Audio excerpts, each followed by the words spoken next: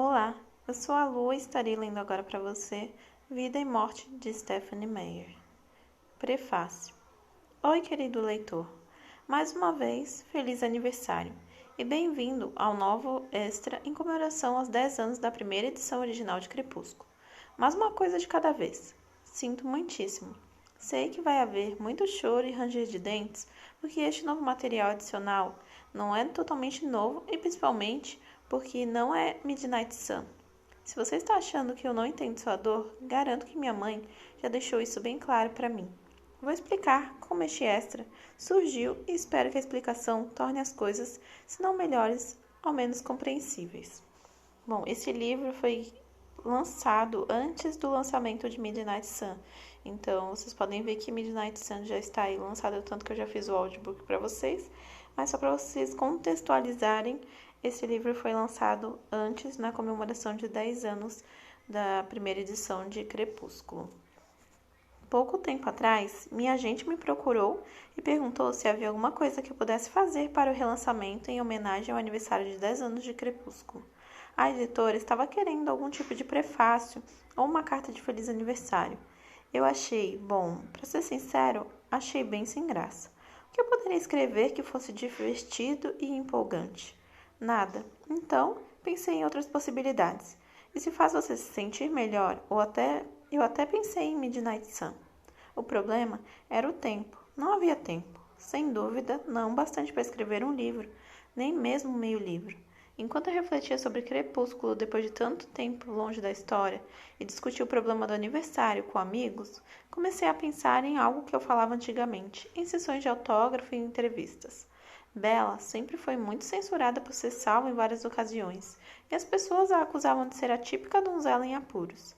A isso sempre respondi que Bella é uma humana em apuros, um ser humano normal, cercado de todos os lados por pessoas que são basicamente super-heróis ou super-vilões.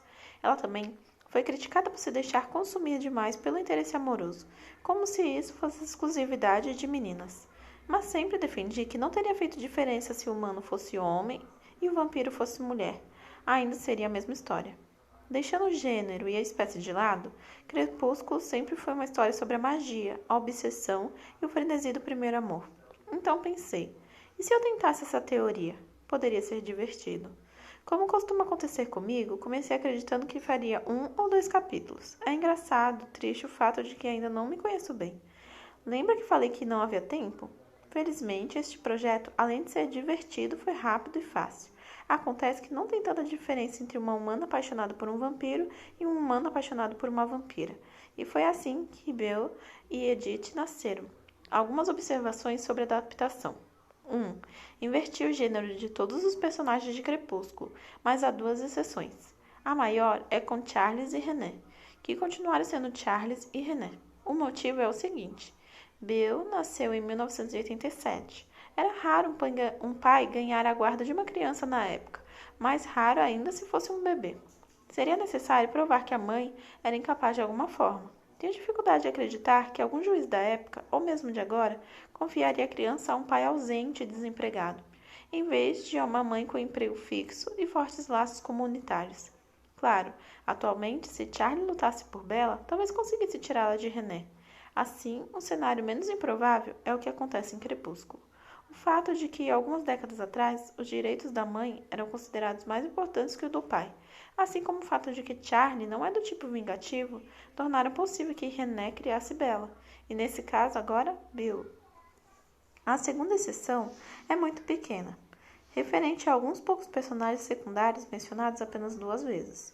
O motivo é meu equivocado senso de justiça por pessoas fictícias. Houve 2 personagens no universo de Crepúsculo tratados injustamente ao longo da história. Então, em vez de mexer nesses personagens, dei a eles uma virada. Nada que acrescente à trama. Foi só uma questão minha, eu sendo estranha e excedente à minha neurose.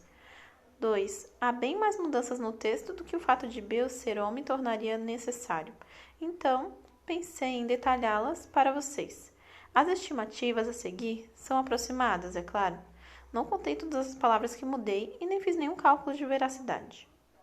5% das mudanças foram feitas porque Bill é um garoto. 5% das mudanças foram feitas porque a personalidade de Bill se desenvolveu de forma um pouco diferente das de Bella. As maiores diferenças são que ele tem mais toque, não se expressa nem pensa com tantos floreios e não é tão irritado. Ele não tem a raiva do mundo que Bella sente o tempo todo. 70% das mudanças ocorreram porque me deixaram mexer no texto de 10 anos depois. Pude consertar quase todas as palavras que me incomodavam desde que o livro foi impresso, e isso foi glorioso. 10% foram coisas que desejei ter feito da primeira vez, mas que não me ocorreram na época. Pode parecer a mesma justificativa do item anterior, mas é ligeiramente diferente. Não é o caso de uma palavra que parecia errada ou fora do lugar, e sim de uma ideia que eu queria ter explorado antes ou de conversas que deviam ter acontecido, mas não aconteceram. 5% foram questões de mitologia, erros, na verdade. A maioria relacionada a visões. Quando fui trabalhar nas sequências de Crepúsculo e até em Midnight Sun, em que pude olhar dentro da cabeça de Alice a partir da perspectiva de Edward, a forma como as visões de Alice funcionavam foi refinada. Elas eram mais místicas em Crepúsculo, e ao avaliar isso agora, vi que Alice poderia ter sido envolvida em situações nas quais não foi. Ops! Isso deixa uma sobra de 5% de miscelânea, para mudanças variadas, cada uma por um motivo diferente e sem dúvida egoísta.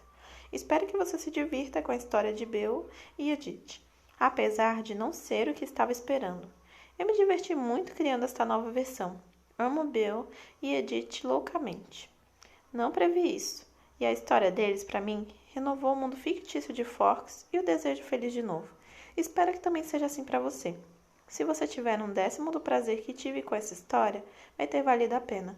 Obrigada por ler, obrigada por fazer parte desse mundo e obrigada por ser uma fonte tão incrível e inesperada de alegria na minha vida nessa última década. Com amor, Stephanie. Bom, gente, fazendo uma ressalva só. Bill, que eu estou me referindo que agora será a Bella, né? Porque os papéis estão invertidos, se escreve B-E-A-U. Eu não sei se eu estou pronunciando corretamente, mas eu vou falar sempre Bill, tá ok? Então, para vocês entenderem, caso vocês já tenham lido o livro físico e pronunciem de outra forma, peço desculpas pelo erro, mas eu vou pronunciar Bill. E Edith está aqui como E-D-Y-T-H-E. Pode ser Edith, Edith, eu vou falar Edith, tá ok? Então é só isso e vamos lá para a leitura.